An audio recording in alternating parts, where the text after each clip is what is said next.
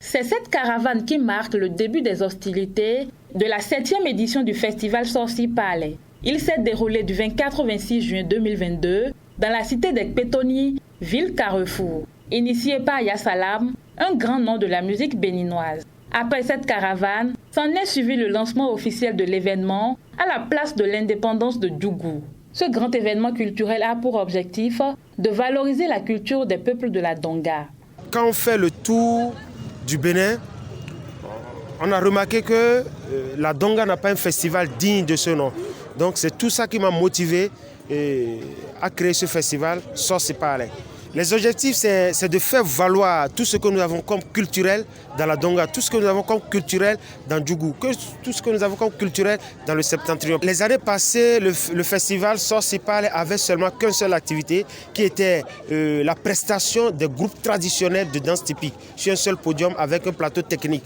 Mais cette année, nous avons ajouté deux activités qui sont très importantes. Je me suis dit, cette année, la nouveauté, ça serait d'impliquer les cavaliers de Djougou. Donc nous avons mis les chevaux en valeur et les orchestres de la Donga. Venus de toutes les communes de la Donga, et après ces 2 jours de festival meublé de programmes alléchants, les festivaliers très heureux saluent cette belle initiative qui vise la valorisation de nos cultures et espèrent sa pérennisation.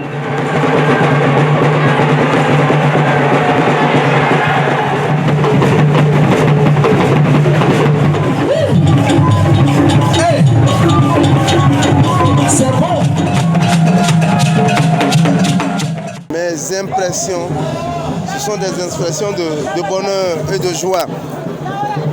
De joie, mais également aussi de fierté. De bonheur parce que j'ai constaté qu'avec ce temps un peu brumeux, avec un peu de fraîcheur que nous ressentons, j'ai constaté que les populations de Djougou, notamment les jeunes, sont sortis massivement pour voir tout ce qui a été programmé par le directeur du festival. Djougou a compris qu'il fallait accompagner un fils, parce que le directeur du festival, qui est Yasalam, est venu chez lui pour nous réunir autour de la culture. Ça a commencé hier et vraiment c'est une bonne organisation. Je vois que ça peut donner le courage à nos artistes du Nord de se faire voir par le public béninois. J'aurais voulu que si ça peut même se faire 2 fois dans l'année, ça va nous faire plaisir. Ce festival riche en couleurs a été possible grâce au soutien des partenaires, notamment du groupe de presse d'Abarou, de la Société industrielle d'acier du Bénin, la Sobemap et plein d'autres sponsors. D'où ces mots de remerciement du promoteur de l'événement. Franchement, je suis content et je ne vais pas cesser de remercier beaucoup. Siab est le premier qui m'a donné le courage. Après le groupe de presse d'Abarou, il y a Premium Rice aussi, que je ne connaissais pas, mais qui m'ont soutenu aussi. Il y a la Société des aéroports du Bénin aussi, qui nous ont soutenus. Il y a la Sobemap.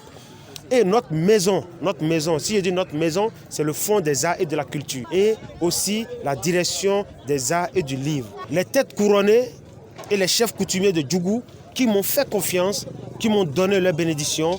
Et vous avez vu aujourd'hui, la fête a été belle.